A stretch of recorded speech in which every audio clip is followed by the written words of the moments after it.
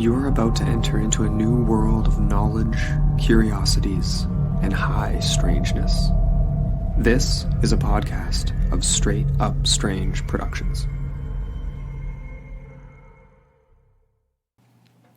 This episode is brought to you by our Patreon supporters. Become a patron today at patreon.com/intotheportal.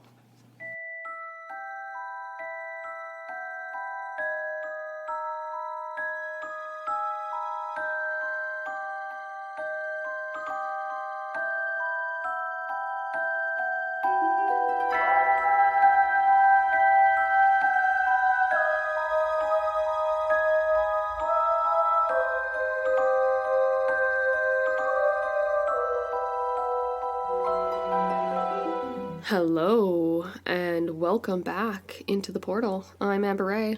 And I'm Andrew McKay. And we are back with a long-awaited Film Friday. Yes. Well, long-awaited for me. Yeah, kind of. And this one's been on the list for a little while, too. Exactly. And to be honest, I feel like I was less familiar with this movie than I thought I was when we sat down to watch it again. Same here. Yeah. I sat down thinking to myself, like, I swear I've seen this movie before, but I didn't recognize anything. And then all of a sudden there were some parts where I was like, he's playing with the mashed potatoes. I remember this scene. So yeah, today we are talking about none other than Close Encounters of the Third Kind. Yeah. A couple of our listeners' favorite film, they've said. Oh, yeah? Yeah, we've got Christina. She was raving about it as soon as we posted that picture of the spaceship. And it is a great movie. It really is. Yeah. It actually was designated as, I believe, it was like the U.S. Library of Congress designated it like a hallmark masterpiece in cinematography and film. Okay. Yeah, it's kind of like one of their exhibits or something, and they keep a copy of it locked away for Interesting. safekeeping. I did not know that. So this movie was produced and directed by Steven Spielberg. It was a 1977 film. Long anticipated for him, though, too. Like, he dreamed about this movie growing up. He actually even at one point considered doing a low-budget documentary on believers of the UFO phenomena. This was better. It was, yeah. There was another sort of plot he came up with, too. I was just reading on, it's just Wikipedia, like, trivia. But apparently he proposed, there was one scene in a very early version of the script where he had UFOs landing in, like, the boulevard. I can't remember which boulevard. It was some major boulevard of West California. And someone just told him, like, Steve, no, that's the stupidest idea I've ever heard in my life. And I'm glad they did, because I think this version came out a lot better, hey? I agree. I like the rural setting for it. Definitely. Not like Los Angeles or New York or Chicago or these big cities. No, it's Indiana. Rural Indiana, yeah. Which is really cool. Totally. So how does it kind of start then? Well, essentially we follow Roy Neary. Actually we follow a few characters. We follow Barry and Jillian, his mother. So Barry is the notorious little boy that goes missing about halfway through the movie. But essentially we're following these characters and their experiences and life-changing experiences after they encounter these supposed unidentified flying objects in that one very pivotal scene at the basically start of the movie. But before that, I love this. This was almost like a classic Spielbergian moment. Reminded me of Indiana Jones. It's very adventure-y, you know what I mean? Like at the very start of the movie, the opener, where they're essentially in the Sonoran Desert. And it's that group of French scientists, French and American, there's two teams, and they essentially discover that fleet of mysteriously reappeared planes that had disappeared long ago during the war, and the pilots remain missing, but the planes are in pristine condition. Right. Yeah. And they make that comment, right? Like the guy comes up, he's like, these things look brand new. And they're like, they were, 50 years old at that point. From the 40s, yeah, exactly. Yeah. Bizarre. And they had disappeared in Bermuda Triangle. You have a sort of a Flight 19 inspired situation type deal. Totally. Actually, I wonder if that's where he got that idea from. I wonder. I'm curious. I can't remember. What was the date for the Flight 19? Ooh, I'd have to pull that up again and go re-listen to the Astonishing Legends series on that. Shout out to Scott and Forrest. But I found that to be a really good way to kind of kick it off, because you weren't... I liked how they didn't start with like outright UFOs, right? Like they didn't start True. with like a UFO sighting right away. It's like this buildup of just something strange going on, and then these planes, and then of course there's the witness that they're doing this like trifecta of languages, right? There's a Spanish guy, or I think they were in Chile or something in that scene. The Sonoran Desert. Where is that? That's in the U.S.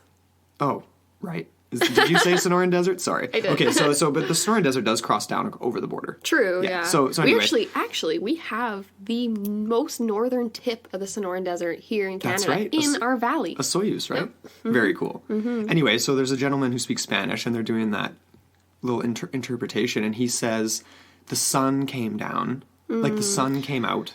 At night. And he's sunburnt on half of his face. Yeah. And then he said something else, too, that was really interesting. And then the guy, the American interpreter, he's like walking away as he says it, and he's like almost like just bewildered by it, kind of. Yeah. And you know what else is funny? Random side note, but that American interpreter who could speak French, the map guy, he's the head of NBC in Seinfeld. Oh! It's that dude. Yes. I can't remember his character's name in Seinfeld, but that's the guy. And then he gets obsessed with Elaine, and then he goes missing. That's the guy. And he actually ends up joining, like, what is it, the Peace Corps? Yeah, something like, yeah. He's, like, with a whaling ship. Yeah. They're, like, trying to stop the whalers. Oh, my gosh, I totally didn't make that connection. Anyway, side note. Anyways, going back to the Flight 19 reference you made, that was actually in 1945. So that could quite possibly have served as his original inspiration for this particular scene in the movie. Very I cool. honestly couldn't verify that right off the top of my head here, but yeah, so let's go back to Indiana and that night, and what basically happens with this like small town in the middle of nowhere is they experience like a blackout. So basically all the energy's been sucked out, and that's how we meet Roy Neary, right? Because he is a local sort of electrician / maintenance worker. Yeah, he's like an electrical engineer. Like, Just a Joe Blow. Yeah, he's just a relatively blue collar guy. The perfect nobody. In a way. Yeah. And so he kind of like, obviously his life changes. And Barry too. Okay, let's go to that scene with Barry. Sure.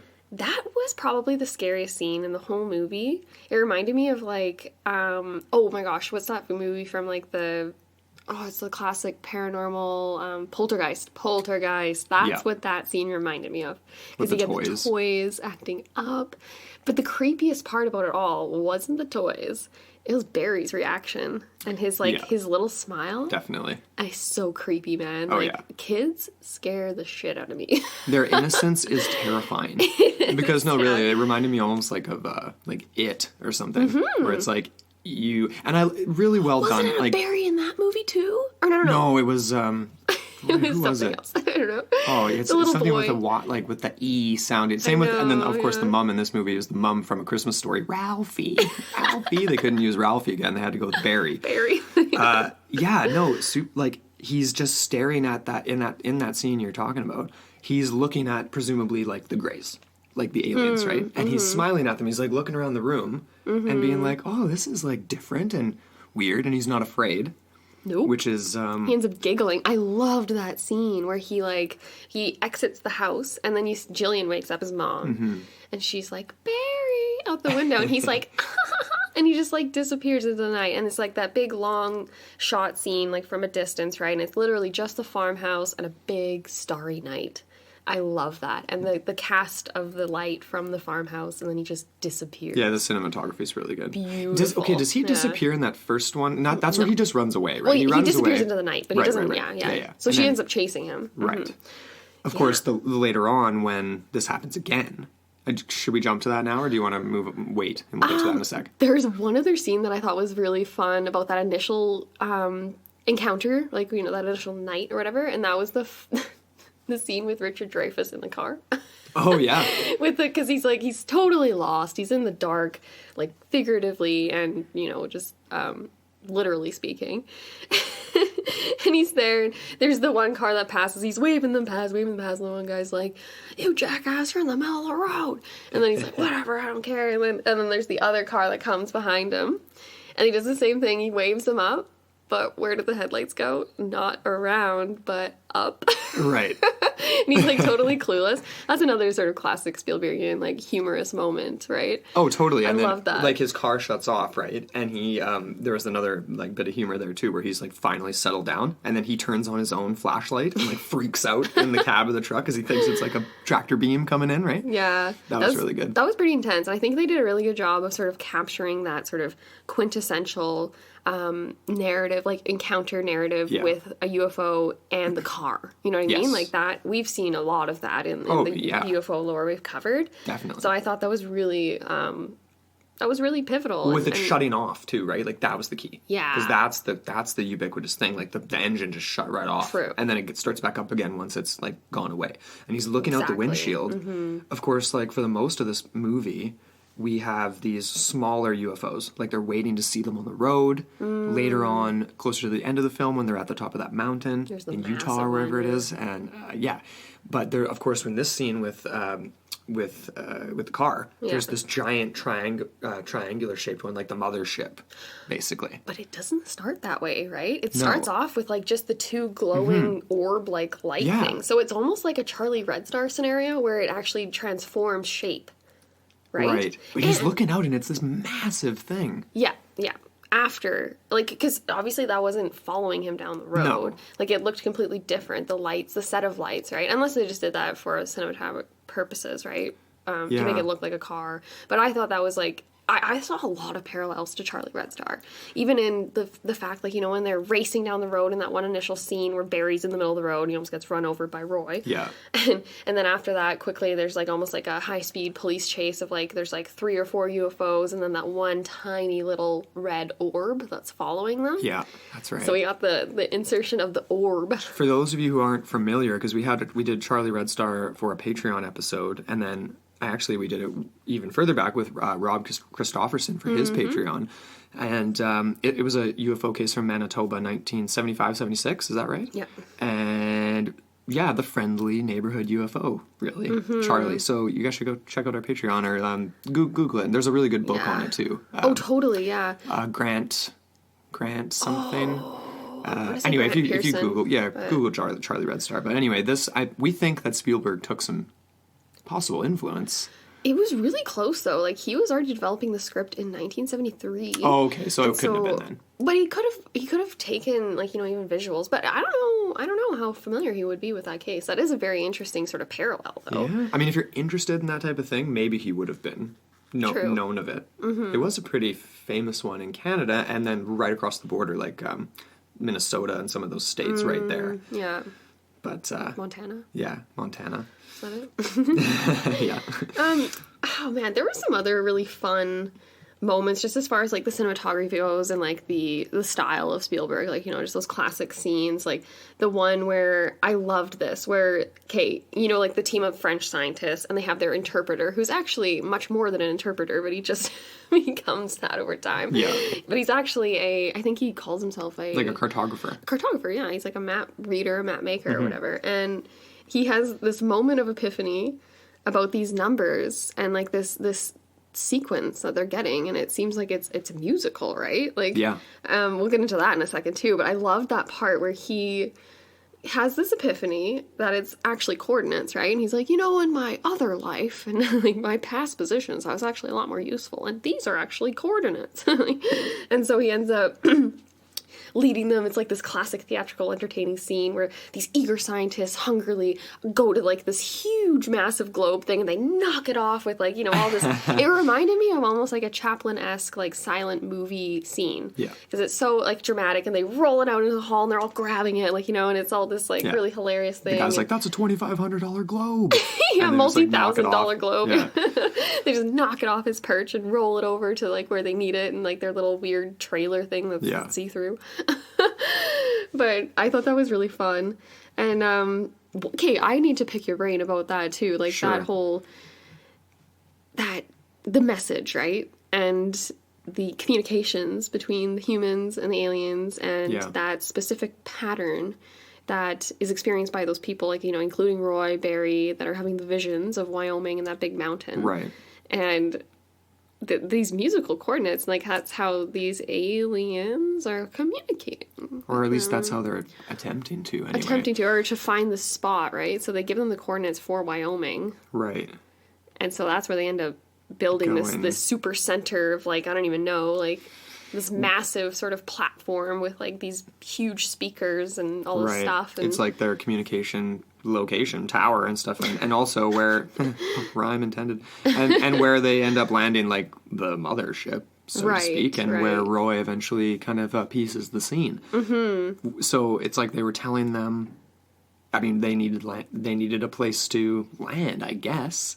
It's like or they were very intentional with their connection and their reaching out to the humans. Exactly. Yeah. It's weird though too to me, because clearly they've already made contact before. They end up returning the pilots in the end, and Barry. So like for me, it's like, why are they being so open about it now? Why are they attempting this new sort of framework? And what did you really think of like the musical aspect? Like, did you find that effective or just silly? At first, I kind of thought it was a little bit silly, but then, like, we watched it a second time, obviously, and it kind of makes sense. Like, if you were trying to communicate with something that, like, obviously you would have like the world. It reminds me of Arrival. Like, you'd have like the world's top linguists on it, right? But like you wouldn't necessarily be able to communicate. But sounds are universal, or at least tones. You'd think they might be. Yeah. And the extraterrestrials are the ones like kicking it off. Right. It's funny too because they mention how like it's numbers, it's not letters, it's not words, and so for them that's confusing. But it's kind of interesting because obviously numbers are like obviously the foundation of like the binary code, which is like one of the most basic forms of. Like and at the end too, like when they're on that the top of that mountain, they start playing it faster and faster and faster, and that's what kind of gets them to show up, rather than just like slowly going through the pattern. And of course, like Barry's like doing it on the xylophone because he's got it just implanted in his head. Yeah. Yeah, you'd think of like, is it just like a code? Like, is it just like a? Is it something that they're just putting out there, like almost like a radio signal they're just repeating over and over? Yeah. That's essentially what I don't want to say like brainwashing, because it's not, like, that's not the right phrase, but something like that in a way, kind of, right? And also just indication that it's not a threat. I mean, anything musical or whatever like that, right? But what's the purpose? Like, why do they take Barry? And then in the scene where they're kind of terrorizing Jillian, his mother, and Barry, he doesn't seem terrified. It's just her. Yeah. But she's like, basically, leave us alone. Like, why do they want Barry so badly? You know, that's a question I have. Why did they return him so soon? Right? Because he disappears and he comes back right away. I don't know. There's a lot of questions. No kidding, right? That was a spooky scene, though. Like, reminds me of... what was the X-Files episode with, like, Leonard Betts or whatever? The screw coming up. Like, slowly the grate is starting to come undone, like, from beneath and stuff like that. It's very menacing. Yeah. It doesn't seem very effective. No, I know, right? They could just terrify them into... Yeah, exactly. But then half the time, the other 99% of the time in the film, it's they're portrayed as nothing but benevolent.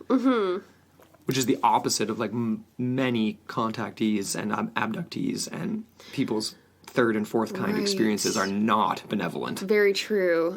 As we experienced, right, or talked about with this latest episode with Charlotte Brown and a few other examples we pulled up there, the Betty and Barney Hill scenario, that sort of thing. Yeah. And we never get an explanation from any of the pilots or Barry. Obviously, you wouldn't really expect an explanation from Barry because he's a little kid. Yeah. But we don't get any of the other side.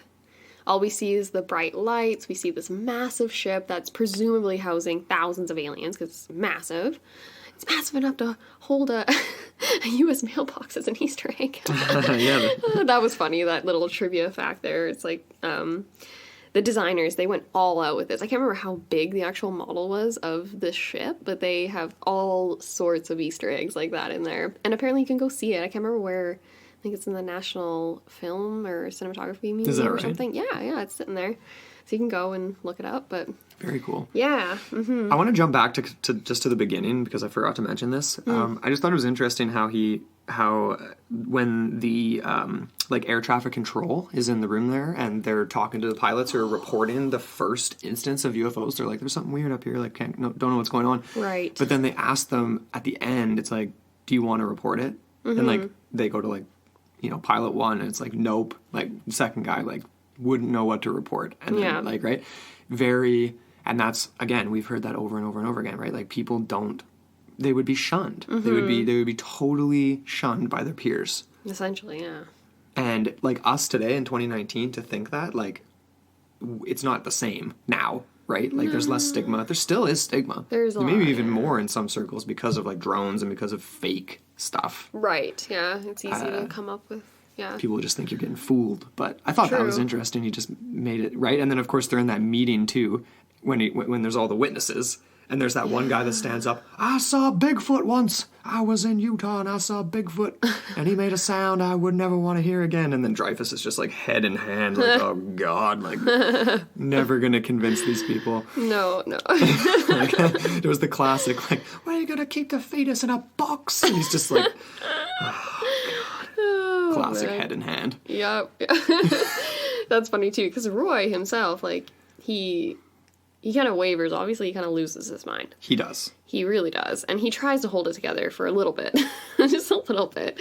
And obviously, like, this is a lot of tension for his family, in particular his wife, who's, like, completely closed off to this kind of thing. She's, like, not going to entertain any of it, wants to sweep it under the rug, wants to forget it all happened, because she didn't experience any of it. No. He tried to get her out there, right? So they're in the car, and she doesn't even end up, all she sees is him being crazy. Yeah.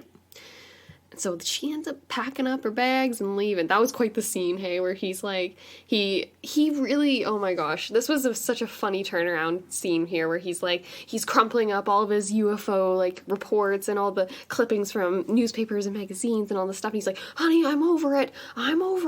And then something triggers him. I can't remember what it is. Oh, he's taking down his sculpture, right? The sculpture of the mountain. He rips off the top part.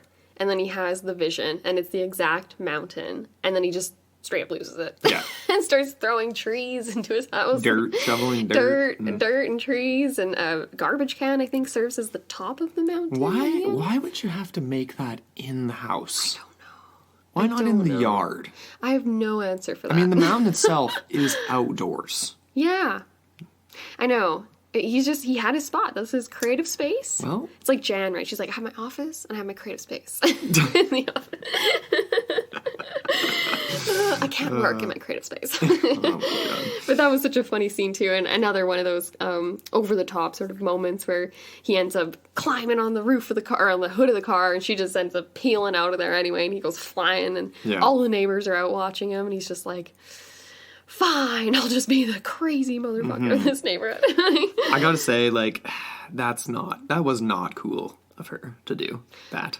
Well, no. Like, I get you're losing it, but it's like, that's not how you And she never comes back. piece the scene. She never comes back. The Like, it kids are wasn't that gone. bad. It's like, yeah, sure, he's kind of going a little crazy, but it's not like he's... I mean... He's not working, though. He gets fired. Right. So that was another stressor, too. Mm-hmm. So what's she gonna do? Like, it looked as if she wasn't the type that would be working. Well, she said straight up the line, like, I'm not going to get a job. Yeah, exactly. Why? I'm confused as to exactly why he was fired, though. Like, he just didn't show up to, like, what he was supposed to do that night in the truck? And he I just, think like, so. He just went with the UFOs. And he just kind of abandoned his post, is the gist that I got of that. Mm-hmm. But, you know. That seems extreme. Is it? Sort of. Okay, let's jump to the scene in the Gobi Desert Sure. with that inexplicable find of the SS Cotopaxi. So that was a ship that, similarly like the planes at the very beginning, disappeared about 50 years ago in the movie, of course. Yeah. In Bermuda Triangle. Right. I feel like we need like a soundbite for that. We really do. And then it appears inexplicably in the Gobi. Love it. Along with some Mongolian death worms. Possibly. Not a good place to just appear, really. No. Yeah, bizarre. It's like the ship of the desert that we were looking at in... The Mojave, lost ship. Well, the Mojave, and then also the Australian version. Oh, yeah, the mahogany ship. Mm-hmm. Yeah, definitely. We should cover that one. No, we should, definitely. Oh, don't sound too enthused. Sorry. about It's first thing in the morning. It is. Waking We up. got up early to record this so we could make sure it's up for Friday. Mm-hmm. Is there anything else that you wanted to get into? Obviously, Dreyfus ends up piecing the scene at the end. Yeah, let's go to the climax here. Like, what are your thoughts on that? Like, they end up like, it's another sort of classic, I just keep saying this over and over again, but a classic sort of Spielbergian, like, plot device where you have the hero figure, like Roy, so to speak, and Jillian, they're kind of a duo, and they're on the outside. He always does this, right? Where they're, like, on the outside, they're, like, kind of these marauders, so to speak, or whatever, and they end up ascending the mountain. They end up evading all sorts of helicopters, which to me in those scenes it's like, dude, they can that sight line is there. They can see you behind a rock. I don't know but anyways, sure. Well, what are they gonna do? Suspending Land, though? disbelief here. No, they were just gonna spray, right? They're spraying that sleeping powder stuff. Oh, okay. Well, of course they told everyone it was nerve gas. True. In the area. Yeah. It wasn't. Not nerve gas, but that was funny too. So they're purposely spreading disinformation. That's another sort of classic thing related to UFO phenomena. Yes. And then they end up making it and seeing things that they should not see. The two of them, at least. They have the one third guy that ends up falling asleep on the rocks. But what did you think of that sort of the climax and the end, right? And Dreyfus just relinquishing his, earthly identity and just going with the small little grays. I actually really liked the ending with the music and them playing the pattern faster and faster and them getting that show. I feel like that's like a likely scenario for like Contact. With like humans trying to have a base like that and making contact in that type of way. I was caught off guard by the ending and him leaving. I didn't remember that. And it was just like, he kind of turns around. It's like I think I remember it correctly. Where he's literally like holding the hand of the alien, and being like walked into the ship. Yeah, and they're all kind of surrounding him, gathering around What him. would be possibly going through your mind? I mean, yeah, I don't know. I'd be like, you know what? I think I'm good here on Earth. Yeah, but how could you pass that up though? If they were like, seemingly benevolent.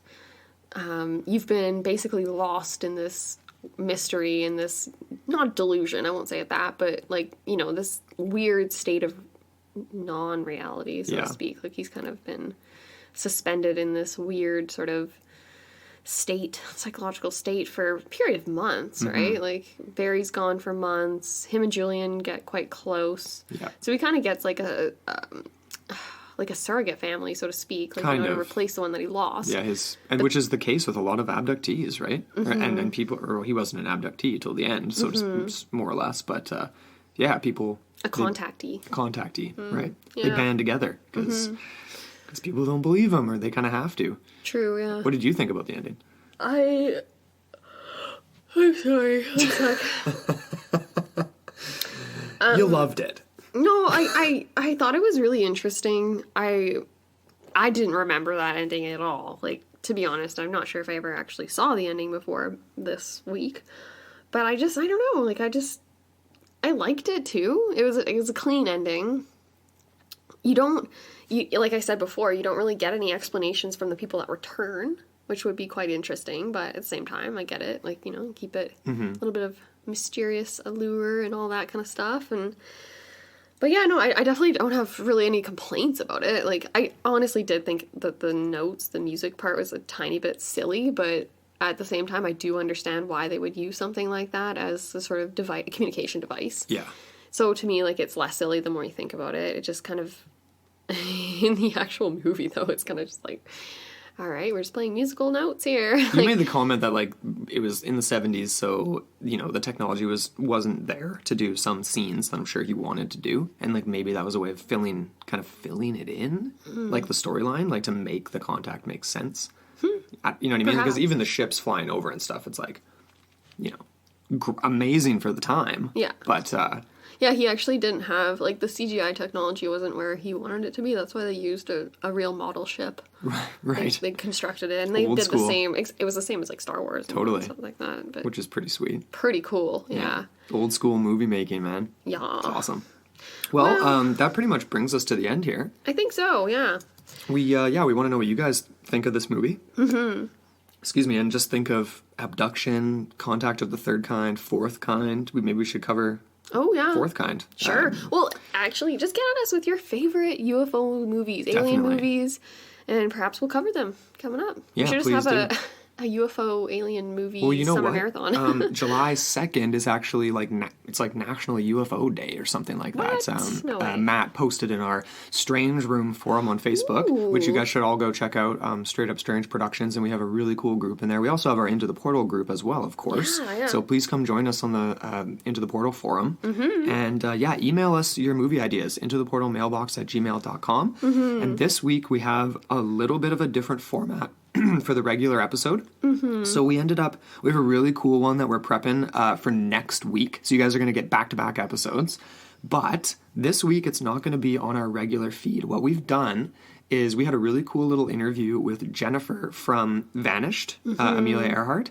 So we did a really cool episode with Chris Williamson from Chasing Earhart way back in the day. You guys will remember. Yep. So we did this awesome little follow-up, some really great info on Buka and the update on the case of Amelia Earhart. Yep. So that's going to be free for everybody on our Patreon. So everybody can hop over to Patreon and check that out. Yep. There's no tiers or fee or anything. No. So you guys can just kind of see our page there, and you can catch us this week over there. Exactly. Yeah. Yeah. Yeah, other than that, I thought I had some... our patrons. Yes, yeah. Yeah, we actually have some new swag. We got some new stickers, some new magnets, because I think magnets were the consensus amongst the patrons. So, yeah, we got some awesome... A UFO magnet. Yeah, UFO magnet, perfect for right now. That's awesome. So we'll be sending those out this week. We appreciate the patience. Yeah. It took us a little while. We had some back order from Sticker Mule. We did, yeah. We were waiting on stickers, and we got shut down from sending pins across the border. So thank you for your patience, you guys. We appreciate you all so, so much. Yes. All of our patrons and all of our listeners. We love you guys. And we just appreciate you coming and chilling with us every week to 2 weeks. Totally. It's great. So thank you so much for listening to this Film Friday.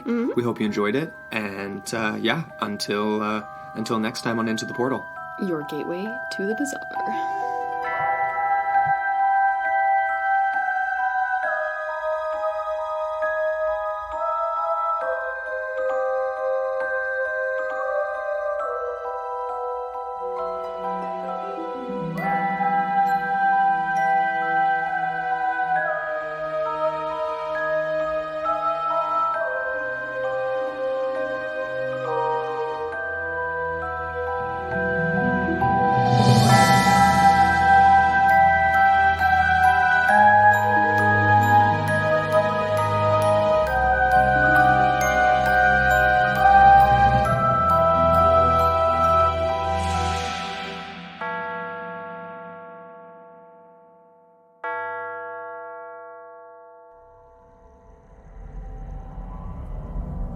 This podcast is a part of Straight Up Strange Productions.